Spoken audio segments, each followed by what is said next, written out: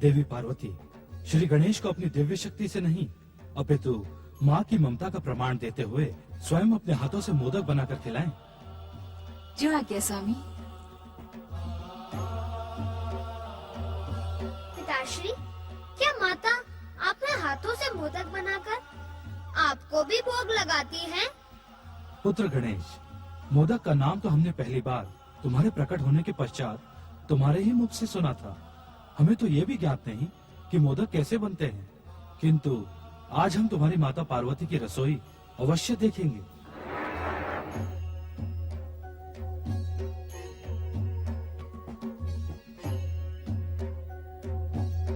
दिव्य शक्ति अथवा भानुमति के पिटारे से मोदक प्रकट करना तो ठीक है, और उनके मधुर स्वाद से मैं परिचित भी हूँ, किंतु जब पिताश्री मोदक का नाम पहली बार सुन रहे हैं, तो पता नहीं माता को स्वयं मोदक बनाना आता भी है या नहीं। कहीं वे मेरा मन प्रसन्न करने के लिए तो नहीं कह रही थी।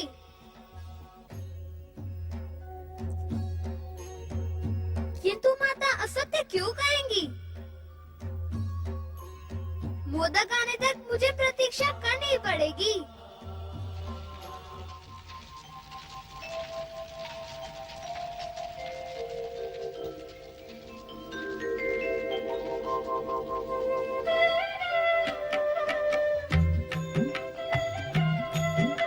पता नहीं गजानन बनने के पश्चात श्री गणेश की भूख कितनी होगी। कहीं मोदक के इन थालों से उनकी भूख शांत ना हुई तो।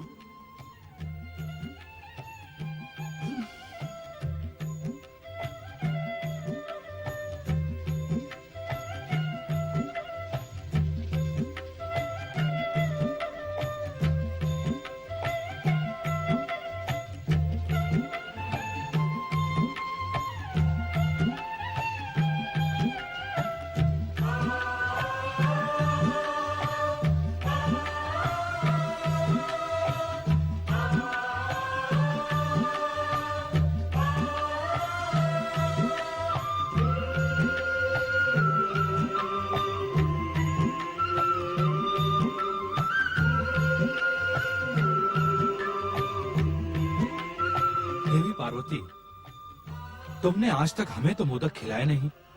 पति और पुत्र के बीच इतना पक्षपात क्यों? स्वामी, देवी पार्वती, मेरे परिहास को आप अन्यथा ना लें। पुत्र के प्रति स्नेह में ही पति का सम्मान और प्रेम छुपा रहता है। किंतु क्या स्वामी?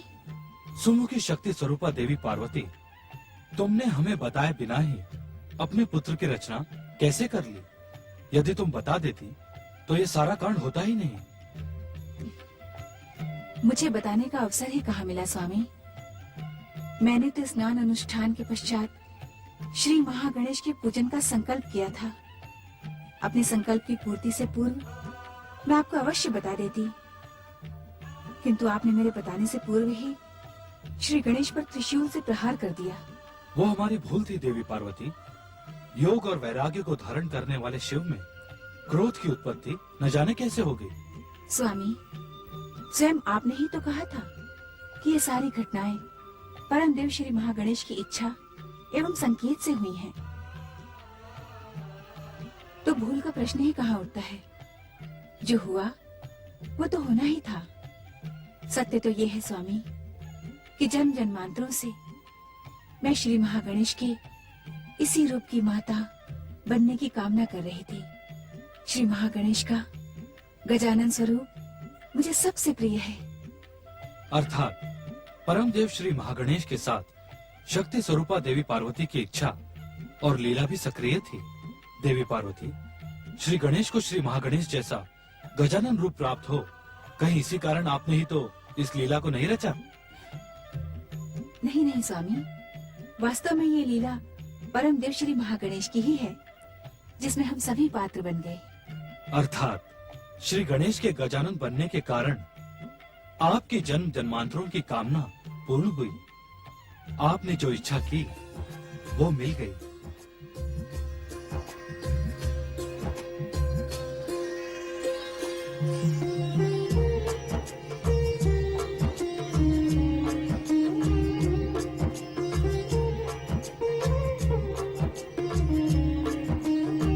क्षमा करना माता, क्षमा करे पिताश्री। अब मेरा धैर्य समाप्त होता जा रहा है। मेरी सुधा गत सुधा के समान तीव्र होती जा रही है। मैं यहाँ अपने आप को आने से रोक न पाया।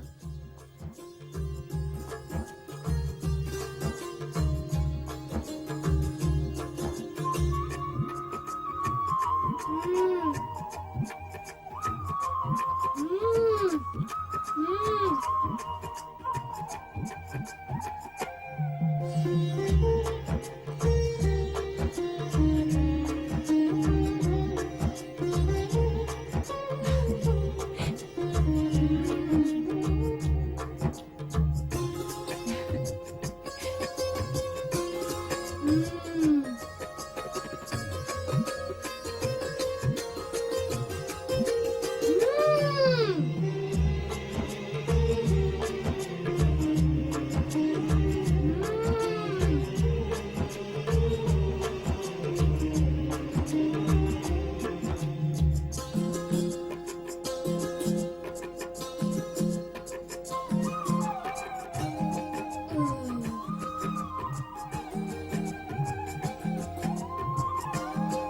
आनंद आ गया।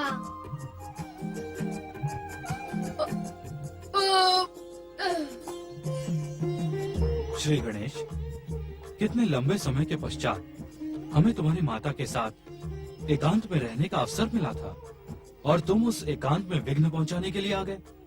क्या तुम अपनी भूख पर कुछ समय के लिए नियंत्रण नहीं रख सकते थे? क्षमा कर दे पिताश्री, मैं अपनी भूख पर नियंत्रण नहीं रख सकता। भूख के कारण ही मुझसे यह अपराध हो गया। तुम्हें अपनी भूल और अपराध के लिए प्रायश्चित करना होगा। आज्ञा करे पिताश्री, मैं अपनी भूल और अपराध का क्या प्रायश्चित करूं? तुम्हें इस कक्ष का प्रतिहारी बनना होगा। जिस प्रकार तुमने अपनी माता के स्नान के समय स्नान कक्ष का पहरा दिया था, उसी प्रकार इस समय इस कक्ष का भी पहरा देना होगा।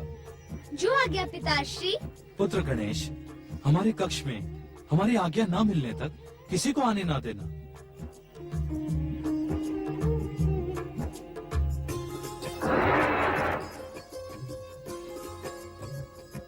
ये लो पुत्र, हमारा त्रिशूल धारण करो।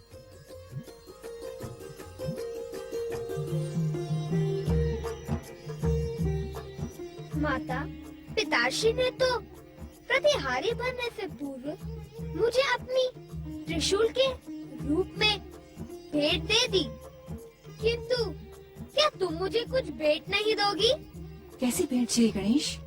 पिछली बार जब मैं आपकी आज्ञा से प्रतिहारी बना था, तब आपने अपनी दिव्य शक्ति से प्रकट स्वादिष्ट मोदक और लड्डू मुझे भेंट किए थे, किंतु आपके हाथ से बने मोदकों के सम्मुख वे दिव्य मोदक तो स्वादहीन हैं। श्री गणेश, आपके कक्ष के बाहर पहुंचने से पूर्व ही ये मोदक के थाल बाहर पहुंच जाएंगे।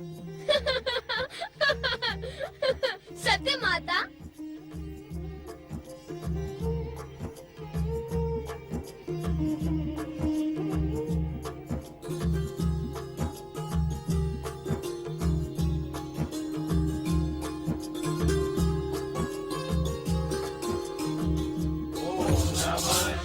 Om Namah Shivaya, Om Namah Shivaya, Om Namah Shivaya, Om Namah Shivaya, Om Namah Shivaya, Om Namah Shivaya, Om Namah Shivaya, Om Namah Shivaya, Om Namah Shivaya, Om Namah Shivaya, Om Namah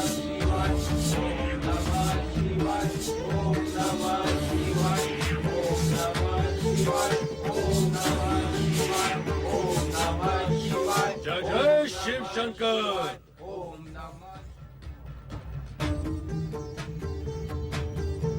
हमारे आराध्य भगवान शिव कहाँ हैं?